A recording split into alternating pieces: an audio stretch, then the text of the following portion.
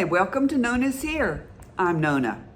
Today is a very special day as I am joining Lisa from Our Gray House and her co-host Sarah from Jujubee DIY for Wood DIY. Now, I have been wanting to do this craft project for a long time, and today I have finally done it. I am making some wood shelves for my craft room. It's taken some thought about how to hang them, but I think I finally figured it out. So, this is a short intro, but I want you to be sure and check out the playlist that will be listed below for all the YouTuber crafters that are joining in today for Wood DIY. I think Sarah and Lisa are going to have a guest host, but I'm not sure who it is going to be today. So as soon as I find out who she or he will be, I'll be sure and list it. And I'll be sure and list Sarah and Lisa's channels down below. But don't miss the playlist of all the other YouTubers because you'll be getting a lot of good ideas of wood DIYs. Okay, so enough chatting. Let's get over to my craft table so I can show you what I have come up with making some simple wood shelves for my craft room. My craft room is in a bedroom. It's a nice size, but I didn't have any shelves to hang things, so this is what I've come up with.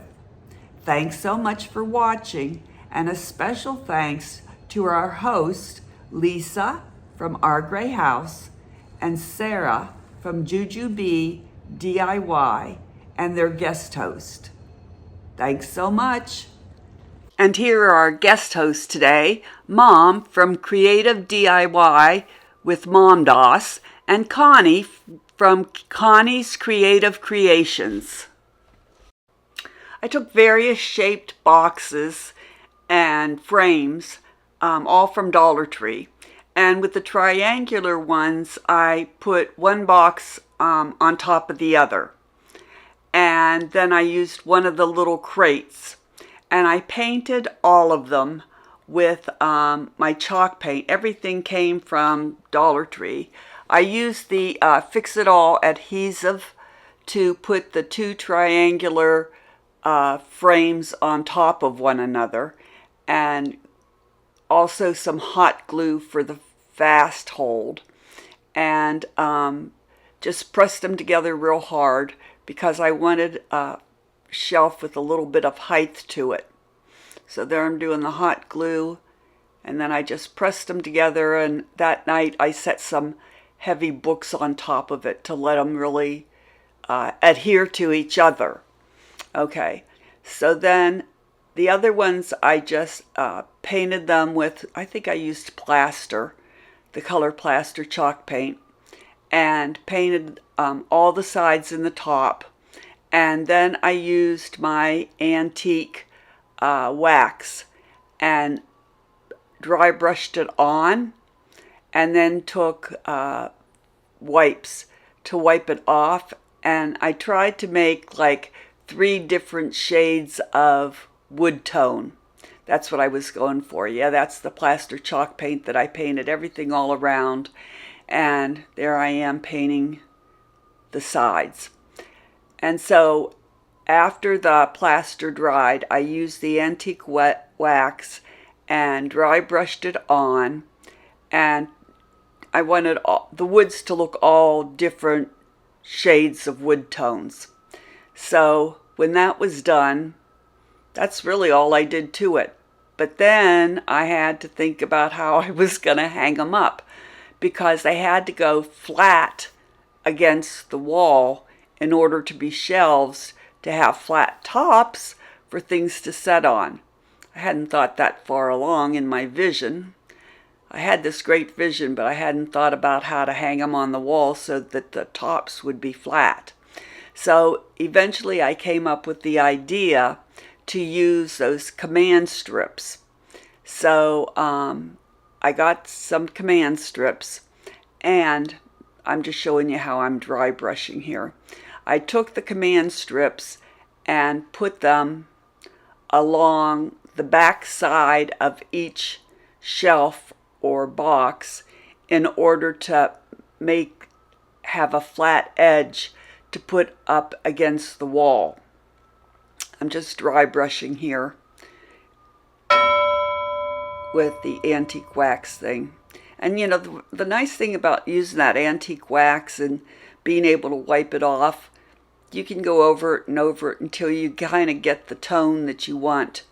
And I definitely wanted different kinds of wood tones, so I just dab it off and I just play with it. And if I get too much on it, I can take some off and go over it again with the plaster, chalk paint, however I want it to be. So I just fiddled around with that until I got what I wanted, the colors, the tones that I wanted.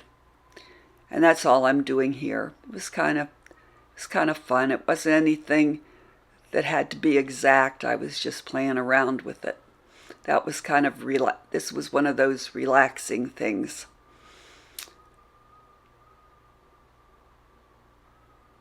Okay, so after I got that all done and everything was dry, then I had to decide how to hang them up. And that's when I tried a couple different things, but in order to make the backs flat to hang up against the wall, there's that one's done.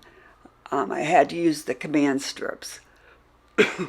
Now you're going to see where I almost made a big mistake, because those command strips have to go on a certain way so that you can pull the tabs off when you want to remove them and not mess up your wall.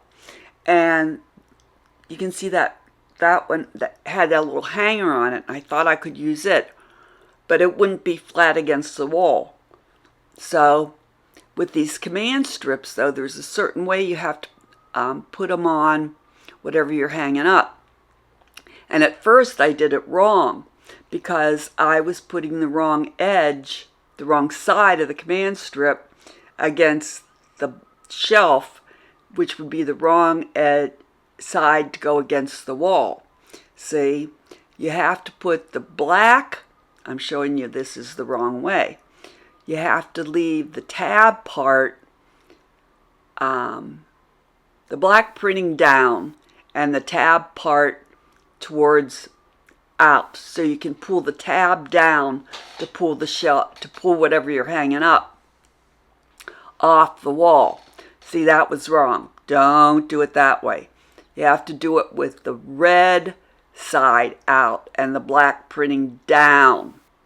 Don't do it the way I did it the first time. So I had to remove those and flip them over, which is what I did.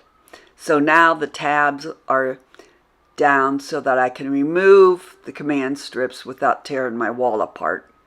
When in doubt, read the instructions. You know, it's always better to read the instructions. So now I'm just removing the wrong ones and putting the right ones on. So remember, the black printing goes down, and that way, see, now the strips are there and I can pull them. Now that's what the 3 boxes look like when I was all finished. And then I hung them, and I did use a level to make sure that they were straight. And, you know, I'm not going to put anything real heavy on them, just light things to display. So that's the end. I hope you like it. Be sure and give me a thumbs up if you did. And I'd like a comment if you have something to say. I sure would appreciate a comment. It helps my channel.